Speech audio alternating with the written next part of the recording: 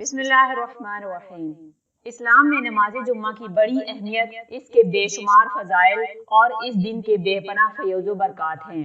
جمعے کے دن کی اہمیت و فضیلت کے پیش نظر اس کی تیاری کا خصوصی حکم دیا گیا ہے اور اس نماز کے واسطے آنے کے آداب اور اس سے متعلق متعدد احکام بھی بیان کیے گئے ہیں۔ خوش نصیب وہ ہے جو جمعے کی عمدہ تیاری کرے، وقت سے پہلے مسجد میں حاضر ہو، توفیق الہی کے بقدر نوافل کی ادائیگی کرے، خطبہ غور سے سنے اور فرائض و سنن کی ادائیگی سے لے کر اس دن سے متعلق مسنون اعمال و افعال انجام دے، مثلاً غسل، خوشبو، مسواک، سورہ کہف کی تلاوت، کثرت درود اور قبولیت کی سعادت سے استفادہ کریں۔ نماز جمعہ سے قبل جمعہ کی کوئی مخصوص سنت نہیں ہے، پھر بھی خطبہ سے قبل جس قدر نوافل پڑھنا چاہیں ہم پڑھ سکتے ہیں۔ نبی کریم صلی اللہ علیہ وسلم کا فرمان ہے، جس نے غسل کیا پھر جمعے کے لیے حاضر ہوا، پھر اس کے مقدر میں جتنی نفل نماز تھی پڑھی، پھر خاموشی سے خطبہ سنتا رہا حتیٰ کہ خطیب اپنے خطبے سے فارغ ہو گیا، پھر اس کے ساتھ نماز پڑھی، اس کے اس جمعے سے لے کر ایک اور جمعے تک کے گناہ بخش دیے جاتے ہیں اور مزید 3 دنوں کے بھی۔ تو یہ نماز نوافل شمار ہوگی اور اس کی کوئی تحدید نہیں ہے، جس کو جتنی رکعت پڑھنے کی خواہش ہو پڑھے، 2، 4، 6، 8، 12، کوئی حرج کی بات نہیں۔ صحابہ کرام رضی اللہ تعالیٰ عنہ سے نماز جمعہ سے قبل متعدد رکعات پڑھنا منقول ہے، مثلاً قتادہ رضی اللہ تعالیٰ عنہ سے 4 اور ابن عمر رضی اللہ تعالیٰ عنہ سے 12 رکعات۔ تو اس سے ہم یہ دلیل نہیں اخذ کریں گے کہ یہ نماز جمعہ سے قبل کی سنن مؤکدہ ہے، بلکہ نوافل کے ہی زمرے میں داخل ہے۔ اس لیے حافظ ابن حجر رحمہ اللہ نے فتح الباری میں لکھا ہے کہ جمعے کی نماز سے قبل کچھ بھی سنت نماز ثابت نہیں ہے۔ خطبہ سے پہلے آنے والا نوافل نہ ادا کرنا چاہے تو کوئی حرج نہیں ہے، لیکن پھر بھی کم از کم 2 رکعت اسے تحیۃ المسجد ادا کرنا چاہیے، جیسا کہ فرمان نبی ہے، جب تم میں سے کوئی مسجد میں آئے تو 2 رکعت نماز پڑھے بغیر نہ بیٹھے۔ بعض اوقات ہم میں سے کسی کو جمعے کے دن اس وقت آنا ممکن ہوتا ہے جب امام منبر پر خطبہ کے لیے آ جائے یا خطبہ دے رہا ہو۔ جان بوجھ کر جمعے کے دن تاخیر سے آنا بڑی محرومی کا سبب ہے۔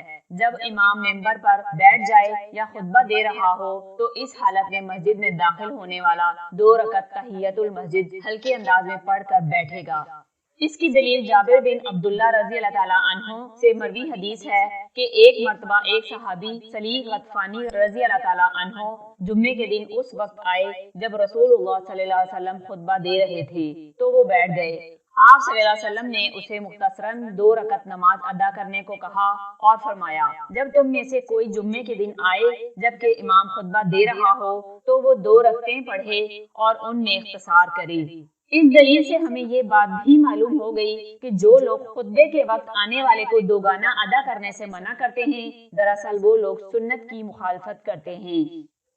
دوسری صورت میں یہ ذکر کرنا مقصود ہے کہ نماز جمعہ کے طور پر صرف 2 رکعت فرض ہے۔ نبی کریم صلی اللہ علیہ وسلم کا فرمان ہے، جو شخص جمعے سے 1 رکعت پا لے تو اس کے ساتھ دوسری آخری رکعت ملا لے۔ ایک دوسری روایت میں اسی طرح سے وارد ہے کہ جس نے جمعے کی یا کسی اور نماز کی 1 رکعت پا لی تو اس کی نماز پوری ہو گئی۔ پہلی حدیث سے نماز جمعہ کے طور پر 2 رکعت فرض ہونا ثابت ہوتا ہے، وہ اس طرح کہ نماز جمعہ میں دیر سے آنے والے کسی مسبوق کو 1 رکعت امام کے ساتھ ملے تو اسے نبی کریم صلی اللہ علیہ وسلم نے قضا کے طور پر صرف 1 رکعت مزید پڑھنے کا حکم دیا ہے، گویا کل 2 رکعتیں ہی ہوئیں۔ دوسری حدیث سے اس بات کا ثبوت ملتا ہے کہ جس نے جمعے کی 1 رکعت بھی پا لی تو اس نے جمعے کی نماز پا لی، البتہ جو 1 رکعت بھی نہ پا سکے وہ جمعے کی نماز سے محروم ہو گیا، اسے اب جمعے کی جگہ ظہر کی 4 رکعت نماز ادا کرنا پڑے گا۔ مثال کے طور پر اگر کوئی امام کو دوسری رکعت کے سجدے میں یا تشہد میں پائے تو اس سے نماز جمعہ فوت ہو گئی، اسے ظہر کی نماز ادا کرنی ہوگی۔ جمعے کی نماز کے بعد وارد شدہ روایات بیان کی جاتی ہیں جن میں 3 قسم کی باتیں منقول ہیں۔ ایک قسم نماز جمعہ کے بعد 2 رکعت پڑھنے کی ہے۔ حضرت عبداللہ بن عمر رضی اللہ تعالیٰ عنہ سے روایت ہے، وہ نبی کریم صلی اللہ علیہ وسلم کے متعلق بیان کرتے ہیں، جمعے کے بعد نماز نہیں پڑھتے تھے تاکہ گھر لوٹ آتے واپس آ کر 2 رکعتیں پڑھتے تھے۔ दूसरी किस्म जिसमें 4 रकअतें पढ़ने का जिक्र है, हजरत अबू हुरैरा रजी अल्लाह ताला अन्हु से रिवायत है, उन्होंने कहा कि रसूलुल्लाह सल्लल्लाहु अलैहि वसल्लम ने फरमाया, जब तुम में से कोई जुम्मा पढ़ चुके तो उसके बाद 4 रकअतें पढ़े। और तीसरी किस्म में 6 रकात का जिक्र आया है। सैयदना इब्ने उमर रजी अल्लाह ताला अन्हु के मुतालिक कहते हैं कि वो जब मक्का में होते और जुम्मा पढ़ते तो आगे बढ़कर 2 रकअतें पढ़ते, फिर आगे बढ़ते और 4 रकअतें पढ़ते, और जब मदीना में होते और जुम्मा पढ़ते तो उसके बाद घर लौट जाते और 2 रकअतें अदा करते और मस्जिद में ना पढ़ते। आप रजी अल्लाह ताला अन्हु से इसके मुतालिक पूछा गया तो कहा कि रसूलुल्लाह सल्लल्लाहु अलैहि वसल्लम ऐसे ही किया करते थे।